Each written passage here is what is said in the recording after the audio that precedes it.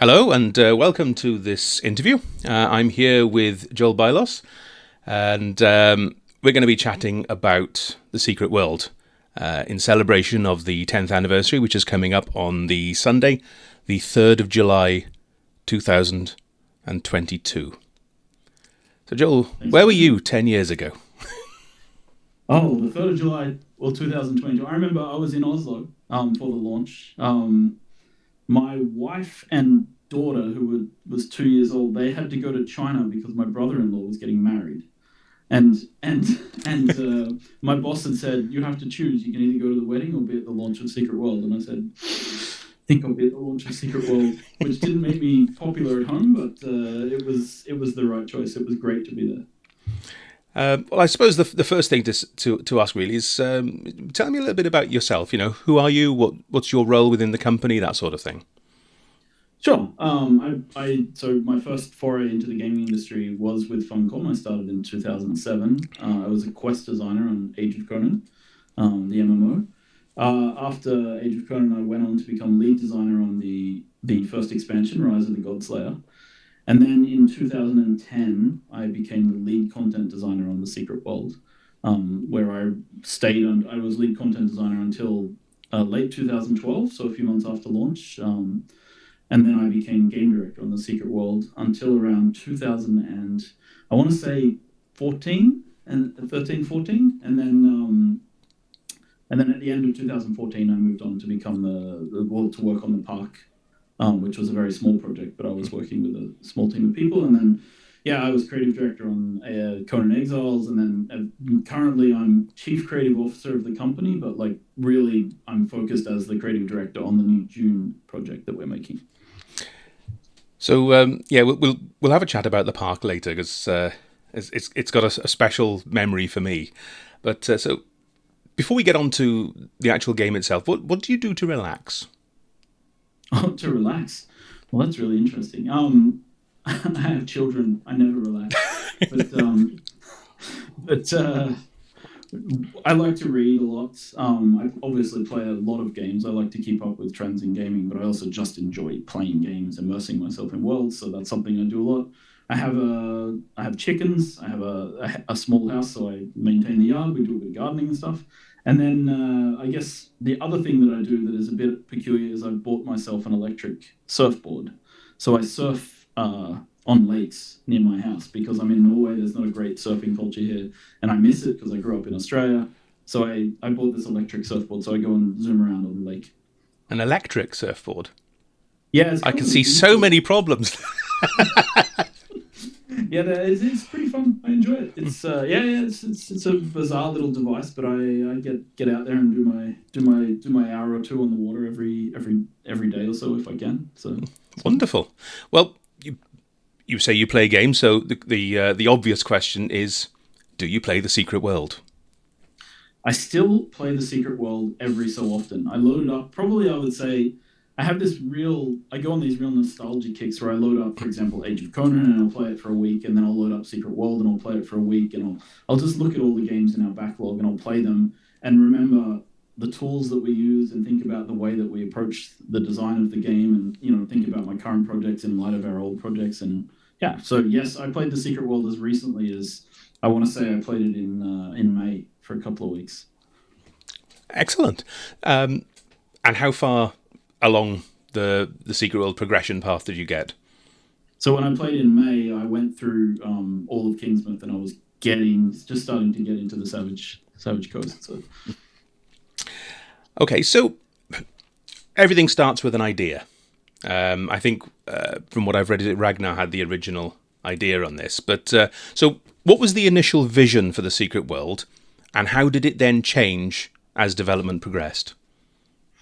yeah, so I wasn't on the project right in the beginning. They had about 3 years of like pre-production where they were discussing ideas, and that was when I was working on Age of Conan. But my understanding is that they started working on a first-person shooter called Cabal, and it was set in a supernatural world, and they were sort of it was using like a version a shooter engine.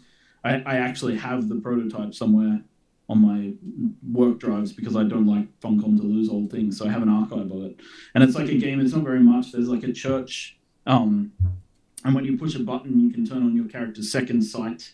And when you turn on the second sight, you see things like, the specters from Secret World. There was a very early model of a specter floating around in the graveyard. So I think from Cabal, Funcom had such success with Age of Conan as an MMO, and we obviously had Anarchy Online before that. And so Funcom really said, we're leaning into the MMO business. We're not going to, like, after Dreamfall and The Longest Journey, they said, we're not really going to focus on single player. We're going to move into MMO space. And then they told Ragnar convert Cabal to an MMO kind of idea. And then, he thought bigger, and he thought about the world, and he came with this, the concept, everything is true. And then he had this fantastic video, which you can still watch on YouTube, which is the Everything is True trailer, which is basically just words on a screen. But the words are so inspiring that it creates this feeling of, okay, this is the universe we're going to make. That Cabal sounds really interesting. It sounds a little bit like Hellgate London, I think it was, wasn't it? It was like a first-person RPG shooter with, I think, some multiplayer elements that came and went a couple of times. Yeah, Hellgate, I think you can still play Hellgate on Steam. I think it still exists. Yeah, it reminded me of, if you've ever played the Undying game by EA. Clive Barker's Undying. Clive Barker's Undying. Yes. The second sight sort of elements of that reminded me of the scry spell in that game, where you could sort of see things that were not apparent. It was some interesting ideas there. I think it was EA published the game. So how much involvement did they have with the development? So EA published the physical version of the game in North America, just to sort of align exactly on what their involvement was. They were not involved in that. In fact, the contract was pretty clear that they weren't. They had opinions, and they had a producer who worked with us on the project, but they were not able to directly influence development too much. They were, sort of a partner. It was the EA Partners program. The idea was that they were investing in the game, and they were having the right to publish physically all the copies in North America. Because I know sales were not on them, I think. I know over here in the UK, at the time I had a digital copy. I've bought myself a box since, but certainly when I boot up the Secret World in the UK, it does come up with EA. Oh, I think the logo is in the game, no matter what, because they were a co-partner. But I think that was, I don't remember exactly, but I'm pretty sure it was publishing rights. And how involved they were? Well, they contributed obviously money, and some marketing resources and things like that. They were, I think, not to be too mean to EA, I think at the time they had the Old Republic, and so I think actually part of the reason that they were interested in publishing us was to make sure that our release windows didn't conflict in any way with the Old Republic. That's not cynical at all. Well, they'd invested a lot of money in that game, so I understand to a certain extent. So I think they were. That sounds like I'm putting them down, but they were pleasant to work with. I really enjoyed working with a couple of their producers, and they played the game, and they had some comments and suggestions, but they weren't very heavy-handed, and we were free to basically do what we wanted. The relationship was very, very much Funcom's in charge here. So, do you remember the first time you saw the game being played? Yes, I do. And how was that? Well, it was mid-2010, and I had joined the project as I was actually, the way it worked was that because I was coming from the Conan team and nobody on Secret World knew me, I had worked with Ragnar or Martin, the lead designer, before. So I actually joined as a quest designer. And sort of they were like, we need you to go over quests and help out a bit. And so the first thing I did was play Kingsmith. And so the first, Roman, who later on became the game director on the project as well, he and I sat down, we played Kingsmith, and we looked at the sort of quests that were there that weren't at the time finished, and we started talking about, like, how do we make killing, like, because there was a kill 15 zombies quest along the road to Kingsmith, but nothing else. And we were saying, how do we, like, let's do the car alarm thing, all the stuff that eventually became that quest.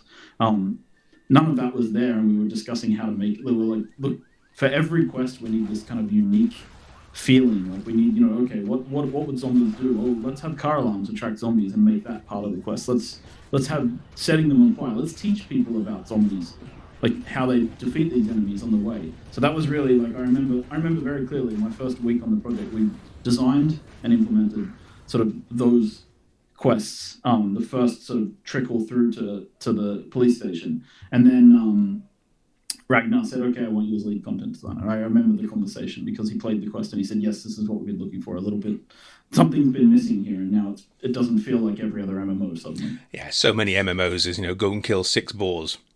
They're over there. Here's an arrow to show you where they are. And we wanted to push the feeling, right? Like what okay, kill 10 zombies, but how and why, right? Yeah. And how do we make that interesting, right? It was always about that for us. We had those conversations all the time. So which quest are you most proud of then?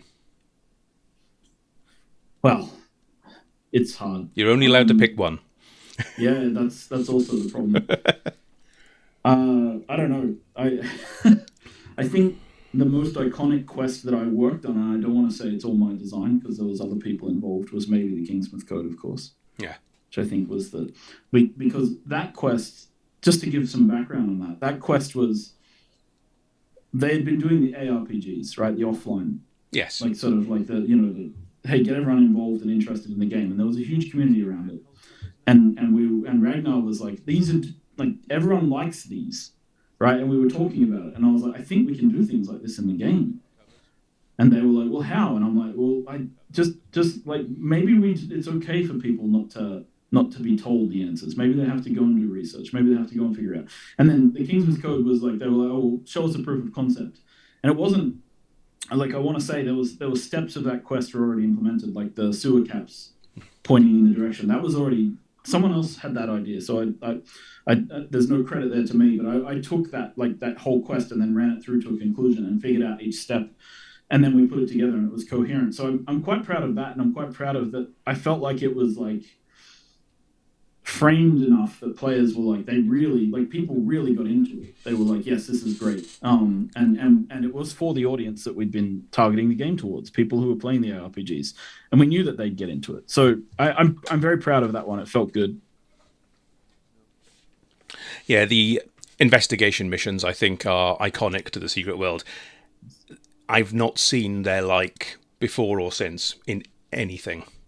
I don't think having to come out of the game and go into the real world and look at your Bible is it's fantastic. Yes, and the concerns that people had at the time were, and they're still the concerns, are like, oh, but people will just look up the answer on the internet. I'm like, yes, some people will, some people won't. The people who won't will get the meaning out of this, right? Like that's to me, like, it doesn't matter. You can cheat any game. You can go and look up how to, where are the werewolves in World of Warcraft that I need to kill? Oh, they're in that cave. Okay, great. I can just go there. In fact, World of Warcraft kind of builds it into the system. I never bought into those objections because I feel like people who want to be immersed in your world will want to be immersed in your world and go that way, right? So, well, I think that was the thing with. I mean, I've played World of Warcraft for years. But I think the leveling experience in World of Warcraft is secondary to the end game. Whereas I think with the Secret World, the leveling experience was the game. Yes. Oh, exactly. Like there's a game design theory called it's called PENS. Player experience needs satisfaction. It's a scientifically studied theory about player motivation. And one of the key elements of player motivation is novelty. And the Secret World, I would argue, from a quest design perspective, a content design perspective, that was one of the things we really leaned into. If you play Kingsmith, there are kill quests there, but they're not framed like any other kill quest in any other game. The novelty of those quests is, and it's hard to come up with those ideas. It's a lot of work. This is actually, I would say, part of the, not say downfall, but one of the things that made further development of the Secret World rather difficult, because the amount of complexity we built into those quests was not sustainable as a live product for a long time. So, all right. So when the Secret World originally launched, you had 3 main zones in here: New England, Egypt, and Transylvania. Why choose those? Huh. Um, I was not involved when I started. They were chosen. They were already planning them. I know that the wish to sort of, like, from talking with Ragnar and Martin about it, I know that the wish was to create, like, so this is the Stephen King, Lovecraft, like, we're really going to lean into this type of mythology here. We're really going to lean into this type of mythology in Egypt, and we're really going to lean into this other type of mythology in Transylvania. And I think it was like a rock and roll world tour of, like, different mythologies and different ideas and different concepts. And it really was to sell the concept that everything is true, right? Like, Yeah. vampires, werewolves, yeah, they're here. You know, it's like Lovecraft and these kind of horrors. Yes, they're here. Right, Draug and Norwegian mythology. There's some of that here, and it makes sense because it's the north, the north east of America. It's like there was all sorts of there was all sorts of reasons behind it, I think. But I think mainly it was just like, let's pick iconic mythologies and go there. So what's your favorite zone? That's again probably very hard. I worked on I obviously did most of the quest design in Kingsmouth in the beginning, at least.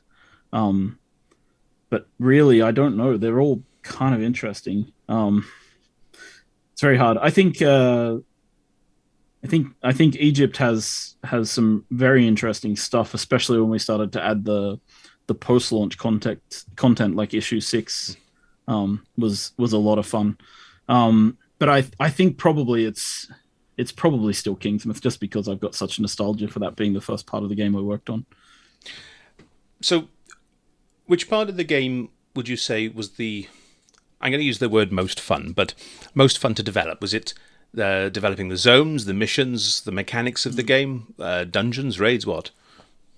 I think I think dungeons were a great deal of fun as well. I think it was missions, though, for me at least, because that's where my heart lies. Right, I started as a quest designer, so I felt I leaned into that. I particularly enjoyed the faction missions. I remember the sort of the idea that, like, yes, you're in this zone, this location in the world, and you're in Kingsmouth and you're doing all these things, and then you get called back to HQ, and HQ is like, we need you to go do this thing, and it's a completely different thing to what you've done in the other locations, right? So it's like the chance to give you, I sort of describe it as like little windows into how big this universe actually is, right? There's much more going on. So it's like, okay, yes, we can have a car park that's pitch black, and suddenly it's a horror game for a few minutes, right? And then it's, oh, now it's not, right? And then it's like, okay, and I feel like that genre bending is part of the fun of the game in general. So I don't know, I don't yeah, I think it was just all the content was so much fun to build. I think for me, my mind was blown. I think, what was the word? It's something wicked. It's the investigation mission you get from Norma, where you have to you're investigating the murder, and then to get into the cell, you have to be dead. I'd never done that before. In every other MMO, you die, you go back to your body, you carry on. But no, this time you've actually got to carry on the mission while dead. I thought mind opened. Yeah, I remember writing that, and I remember the discussion around it. World of Warcraft had the Death Walk mechanic, and they didn't do anything interesting with it. I think they've actually added some stuff now to that, but at the time, yeah, and I remember saying it. And there's a game that I will cite as a reference that I used a lot, which was Planescape Torment, which is a classic RPG. And in that game, I remember the game designer mentioned that he was challenging some of the fundamentals of D&D, including death, right? So this is the character in that game is immortal. He can't really die. In order to progress the game at one point, you need to die so that you wake up in a different location. And I remember when we were working on this, I was like, what is a fundamental assumption that we're making about our game that we can rethink? And that was one of the questions. It's like, well, we automatically assume the death run, like, through the spirit world is just that, but maybe we can do more with the spirit world. So that was where that came from. Actually, last night I was playing Secret World with my wife, and we were doing this exact mission, and we were just running back up to the police station, and she said, "So is it? What else is there to see if you're dead?" And I said, well, let's go up to Langmore Bridge. And up we went, and then there are people hanging. And she's like, this is so cool. It's, it's just little details sometimes. You think, these people really cared about this. Yes. Yeah, absolutely. It really did matter to us. I think like everybody who worked on the game really cared about making sure the details were good. And we really believed in it. We really love the game. It's still often spoken about at Funcom very fondly, right? Like by the developers who have moved on to other projects, we still talk about the Secret World this and the Secret World that. So if you were to do it again, what would you do differently? I think Secret World launched in a terrible year for us to launch in. It launched with a bad business model. I think launching a month before Guild Wars 2, which was $60 and no subscription fee, launching with a subscription fee, it was a bit outdated at that time. I think if I remember, the subscription fee was higher than other games, similar games like World of Warcraft or whatever. I think it was like £2 or £3 a month more. Could have been. I don't think we were very smart about regional pricing at the time. Because I remember it was $14.99 no matter where you were, whether it was American dollars, pounds, or So yeah, probably right. Like that's correct. So I think there was some. So our launch window was like, just to list that year, it was Guild Wars 2, The Old Republic, Diablo 3, Mists of Pandaria. Yeah. Big hitters. Well, Rift had just come out as well, hadn't it? What was that? Sorry, which one? Rift had come out, I think. Yes, Rift also. Yeah. So it was a big year with a lot of big titles, and I think launching against all of those, even though I felt like Secret World had a lot going on, it's just a tough sell against some of the more classic, a sequel like Guild Wars 2, which was huge. Yeah. So that was tough. I think like in terms of marketing, I think the again, not to criticize the marketing team too much, but I feel like there was too much focus on the factions, right? We were selling this fantasy of a game with factions as opposed to a fantasy of the world that we were creating, which I think is the thing that a lot of people key in. The factions are great too, but they're not the only thing about the game. And I think if you look at the cover art for the game, the three characters from the factions standing on the front, if you look at that, it doesn't tell you anything about what's really underneath. And I feel like that's been sort of reaffirmed to me over the years when I've met people and spoken to them, and they're like, Secret World, it just looks like this boring sort of shooter game with the cover. And I was like, oh no. And then I would explain the game to them and be like, but I would have played that in a heartbeat. And a lot of people just never bothered. So I think those things were against us. But in terms of the game itself, so now onto my level, I think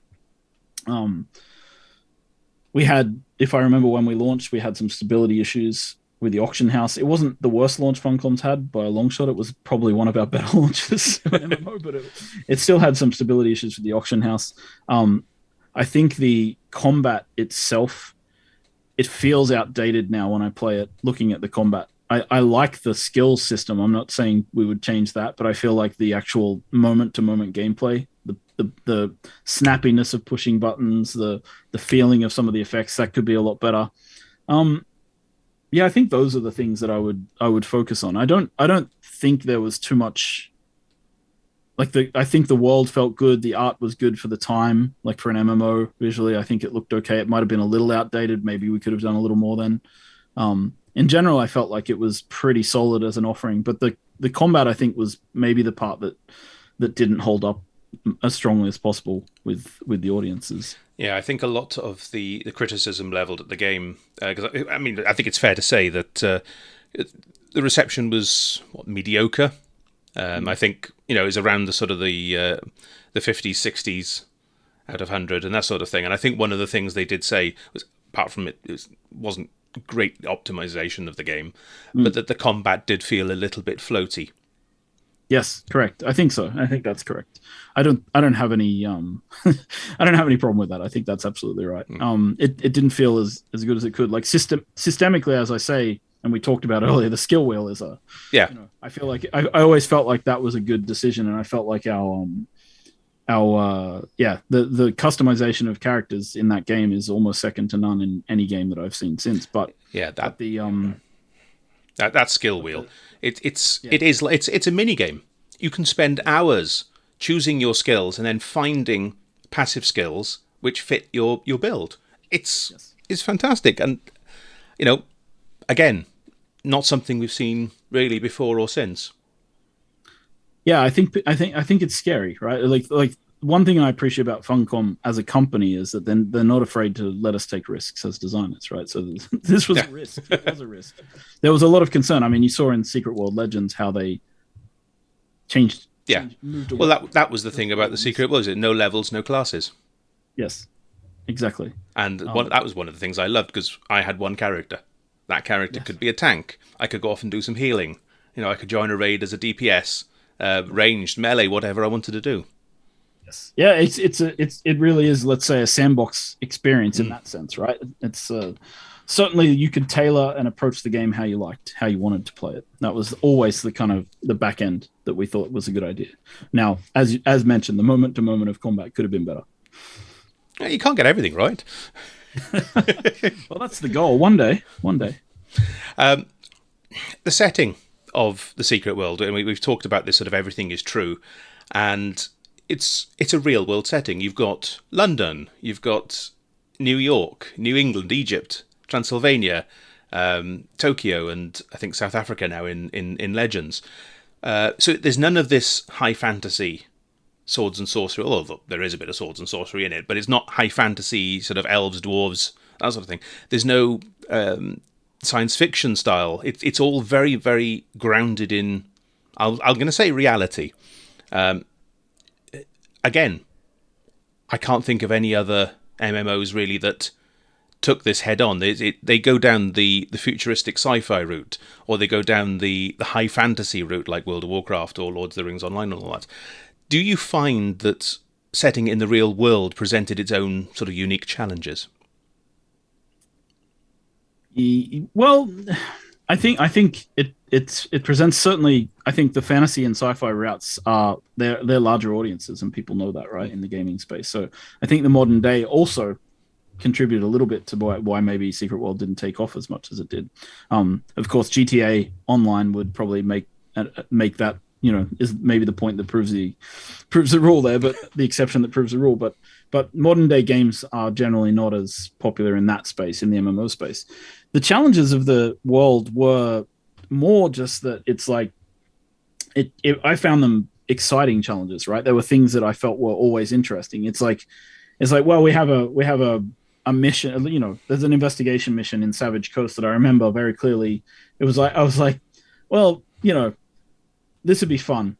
Get a GPS and go backwards through the directions on the GPS to find the origin point of this car accident, right? And I was like, that's just great. And that idea came to me driving to work one day with my GPS on.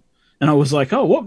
Yeah, that's like, why can't we do that? That'd be fun, right? Yeah, like, and I remember that mission. And I feel like that's kind of where Secret World, for me, it was, everything was an inspiration. It's like, I was watching, Appetite for Destruction. I was watching Fight Club, and he was like, do you know you can make napalm from kitty litter? And I was like, no. And then I went and looked it up, and I'm like, oh, you can. And I was like, great, now we're going to use that in that mission. Like, this is like a household item. It was so much fun, because it was like, well, I know this is the real world. I live in the real world.